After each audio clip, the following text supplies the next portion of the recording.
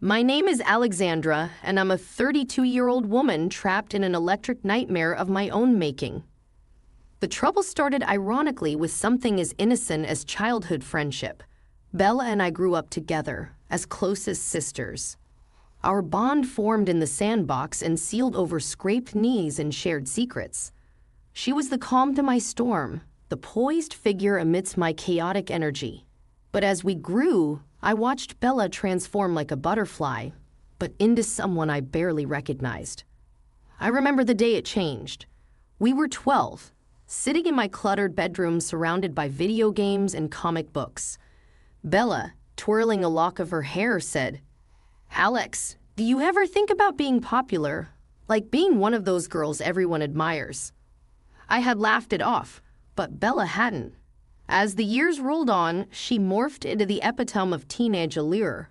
Her smile could stop boys mid-sentence, and her laugh became a siren song in the hallways of our high school.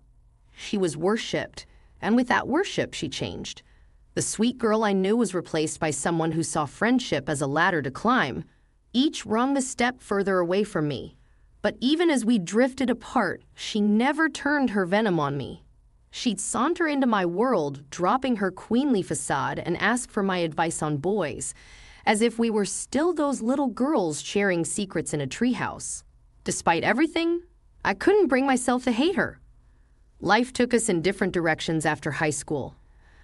I ventured off to New York for college, embracing the chaos of the city, while Bella stayed back, reigning over our small town like the provincial queen. It wasn't until years later, after I had returned home and started dating Mark, that Bella and I truly collided again. Mark was everything I had ever wanted in a partner, kind, attentive, and with a smile that could light up the darkest of my days. I introduced him to my family with a heart full of hope, not knowing that this would be the beginning of my undoing. It was a chance encounter. Bella, as if summoned by some wicked twist of fate, appeared at my doorstep, just as Mark and I were leaving. Her eyes, sharp and calculating, swept over him. "Is this the famous Mark?" she asked, a hint of something sinister in her tone. "Yeah, this is him," I replied, a knot forming in my stomach. Bella's gaze lingered on Mark a moment too long before she flashed a predatory smile. "Well, are you going to introduce me properly, Alex?" The unease that had started as a mere flutter in my heart grew into a storm as I watched Bella weave her web around Mark. She was a master at this game, her words honeyed, and her laughs perfectly timed. Mark, bless him, was oblivious to the danger. He was just being polite, but to Bella, politeness was an invitation. A few days later, I arranged for the three of us to meet at a cafe, thinking it would put my mind at ease. How wrong I was. As Mark excused himself to the restroom, Bella leaned in, her voice a conspiratorial whisper. "Alex, I have to tell you something. I think I'm falling for Mark." I stared at her, the words not quite making sense. "What are you talking about, Bella?" Her eyes, dark and serious, met mine. "I can't help it. He's just so perfect." It felt like a slap in the face, a betrayal wrapped in velvet. I wanted to scream to call her out, but the fear of losing Mark silenced me. I forced a smile, a mask to hide the crumbling world inside me. "Stop joking, Bella. That's not funny." She laughed, a sound that was once comfort, now a harbinger of my impending heartache. "Relax, Alex. I'm not going to steal your boyfriend. It's just a little crush." But as I sat there watching her watch him, I knew it was more than a crush. Bella didn't do things by halves. She was a storm, and she was about to break everything in her path.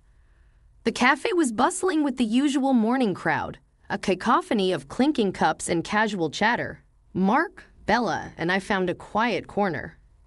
I could feel the weight of Bella's gaze, heavy and unsettling, as she studied Mark with an intensity that made my skin crawl. "So, Mark, Alex tells me you're a doctor. That must be fascinating," Bella began, her voice dripping with faint innocence. Mark, ever the humble, nodded. "It has its moments, but it's just a job at the end of the day." Bella's laugh was a melody designed to ensnare. Just a job. Saving lives sounds more like a superhero's work to me. I watched, a silent spectator in a play I never wanted to attend. Mark was oblivious to the undercurrents, responding with polite but disinterested answers. But Bella, she was relentless. Each word, each gesture, was a calculated move in her game of seduction as the conversation drifted. I felt an increasing sense of isolation. It was as if I were a ghost at my own table, unseen and unheard. When Mark excused himself, Bella turned to me, her mask slipping slightly. "Alex, aren't you worried?" she asked, her eyes narrowing. "Worried about what?" I replied, trying to keep my voice steady. Bella leaned in, her voice a venomous whisper, "That someone might take him away from you. Someone like me." The raw honesty in her words struck me. This was no joke or playful banter. "Bella, what has gotten into you?" "He's my boyfriend," I said, my voice tinged with disbelief and hurt. She shrugged, a predator confident in her prowess. "I can't help who I fall for, Alex. And let's be honest, you and Mark? I give it 6 months." I wanted to lash out, to scream at her for her betrayal, but the words died in my throat. Instead, I sat there paralyzed by the realization that the childhood friend I once knew was long gone. Mark returned, oblivious to the tension. As we left the cafe, Bella's parting words were a knife in my back. "Let's do this again soon. I'd love to get to know Mark better." The ride home was a silent one. Mark, unaware of the storm brewing, chatted about mundane things. But my mind was elsewhere, trapped in a whirlpool of betrayal and fear. That night, as I lay in bed staring at the ceiling, I made a decision. Bella had thrown down the gauntlet, and I wasn't going to let her walk away unscathed. She wanted a war. She would get one. But unlike her, I would play the long game. I would wait, watch, and when the time was right, I would strike.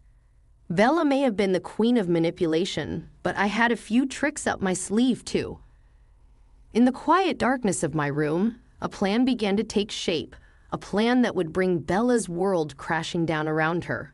It was a dangerous path, one that could destroy everything I held dear. But I was past the point of no return. Bella had made this personal, and I was going to make sure she regretted it. The days that followed were a blur of unease and suspicion. Mark, caught up in his work, remained blissfully unaware of the storm brewing just beneath the surface. Bella, on the other hand, seemed to be everywhere, a constant looming presence in my life. It was a crisp autumn afternoon when my fears were confirmed. Walking down the familiar streets of our town, I saw them. Bella and Mark, strolling together, lost in conversation. They looked comfortable, too comfortable with each other. My heart pounded against my chest as I approached them. "Mark, Bella," I called out, my voice shaking. They turned, surprise etched on their faces. Mark's expression changed to one of concern as he saw my distress. "Alexandra, what's wrong?" he asked, stepping towards me. "Why are you two together?" The words tumbled out, a mix of accusation and disbelief. Bella's face was a mask of faint. The high school reunion was supposed to be a night of nostalgia, a chance to relive the carefree days of youth. Instead, it became a battleground the moment I entered the decorated gymnasium. I knew I had walked into enemy territory. There she was, Bella, holding court in the center of the room, radiant and confident, basking in the admiration of our former classmates. The sight of her stirred a whirlwind of emotions within me: anger, betrayal, and a burning desire for retribution. I tried to keep a low profile, sticking to the fringes, but fate had other plans. "Hey, Alexandra, over here. Come sit with us," called out an old classmate, waving enthusiastically. Before I could decline, I was swept up in a tide of people and deposited right next to Bella. Her smile was a masterclass in duplicity. "Alexandra, darling, it's been too long," she said, her eyes glinting with unspoken triumph. I forced a smile, keeping my voice even. "Yes, Bella, it's been a while." The evening wore on, a parade of small talk and reminiscing. Bella played the part of the beloved high school idol flawlessly, her every word and gesture seemingly perfect. But I knew better. Beneath that polished exterior was the heart of a viper. As the conversation shifted to life updates, I braced myself. "So, Alexandra, what's new with you?" "Still with Mark?" Bella asked, her voice honeyed with false concern. The question was a knife, and she wielded it expertly. "No, Bella. Mark and I are no longer together," I replied, keeping my emotions in check. Bella's expression was one of feigned shock. "Oh, I'm so sorry to hear that. But I'm sure I catch like you won't be single for long." Her words were a performance for the audience we had. I could feel the eyes of our classmates on us, sensing the undercurrents of tension. "I'm focusing on myself right now, Bella. Relationships aren't a priority," I said, meeting her gaze steadily. Bella laughed, a sound that set my teeth on edge. "Oh, Alex, always the independent one. But you know what they say, the clock is ticking." Her insinuation was clear, a barbed reminder of societal expectations. I felt a flush of anger but held it back. Now was not the time for an outburst. The night dragged on, a torturous affair of forced smiles and polite applause. Later that night, as I lay in bed, Bella's words echoed in my mind. She had taken pleasure in my pain, reveling in my discomfort. But as I closed my eyes, a plan began to form. Bella thought she had won, but the game was far from over. I would take my time crafting a revenge that would leave no doubt about who the true victor was. Bella had made a grave mistake in underestimating me, and she would soon learn just how costly that mistake was. The confrontation with Bella at my parents' house was unexpected, explosive. She arrived unannounced, her face twisted in a mix of anger and desperation. "What do you want, Bella?" I asked, my voice cool, as I opened the door to her furious knocking. "I want my money, Alexandra. The money you owe me," she spat, her eyes blazing. Confusion swept over me. "Money? What are you talking about? I don't owe you anything." "Don't play dumb. The $600,000 you took from Mark, you're going to pay it back." Bella's accusation was ludicrous, yet her conviction was unsettling. "Bella, you've lost your mind. I never took any money from Mark," I countered, struggling to maintain my composure in the face of her absurd claim. Her laugh was bitter, filled with contempt. "Oh, please. You think I don't know about the debts? Mark told me everything. You bled him dry with your extravagant lifestyle, and now I'm paying for it." The pieces clicked into place, a sickening realization dawning on me. Mark's financial troubles, which he had always been so vague about, were now being twisted into a weapon by Bella. "Bella, listen to yourself. You're being played. I never took any money from Mark. This is his doing, not mine." I tried to reason with her, but my words fell on deaf ears. "Save it, Alexandra. I know your type, always playing the victim." "Well, not anymore. You're going to pay back every cent, or I'll make sure everyone knows what a fraud you are." Bella's threat was laced with venom, her desperation turning to malice as she stormed off. I stood there shaken but resolute. This was no longer just about a broken heart or a tarnished friendship. This was war. Over the next few days, I began to gather information, digging into Mark's financial history. It didn't take long to uncover a trail of deceit and manipulation. He was in deep, and he'd had dragged Bella down with him. Armed with this knowledge, I arranged a meeting with Bella. We met at a quiet park, away from prying eyes. She arrived, her usual confidence replaced with a wary defensiveness. "Bella, I'm not here to fight. I have something you need to see," I said, extending an envelope towards her. She took it hesitantly, her eyes scanning the documents inside. As the truth dawned on her, her face paled, the realization of Mark's betrayal hitting her like a physical blow. This can't be," she stammered, her facade crumbling. "I was never the enemy, Bella. It was Mark all along. He used us both," I said, not without a tinge of sympathy. For a moment, there was a flicker of the old Bella, the friend I once knew, but it was quickly snuffed out, replaced by a hardened, bitter shell. "This changes nothing between us, Alexandra. You may not have taken the money, but you're still the reason my life is in shambles," she said, her voice cold as she walked away. I knew that our bridge was burnt, but I also knew that justice, in its own twisted way, had been served. Bella had been humbled, her illusions shattered, and while it brought me no joy, it was a necessary closure. I walked away from the park, a sense of finality washing over me. The chapter of Bella and Mark was closed, but my story was far from over. Life has a way of coming full circle. Standing in my new home, a modest yet cozy place filled with love and laughter, I couldn't help but reflect on the tumultuous journey that had led me here. I had moved on, found love again with someone who valued the simplicity of life as much as I did. We had a beautiful son whose innocent laughter was a balm to the scars of my past. Yet, the echoes of the past still lingered. News of Bella reached me, a bitter reminder of the storm we had weathered.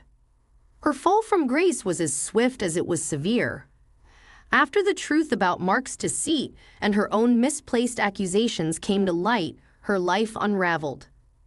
The queen bee of our small town had lost her sting, her followers dissipating as quickly as they had gathered. I heard she moved into a small, rundown apartment, a far cry from the lavish lifestyle she once boasted.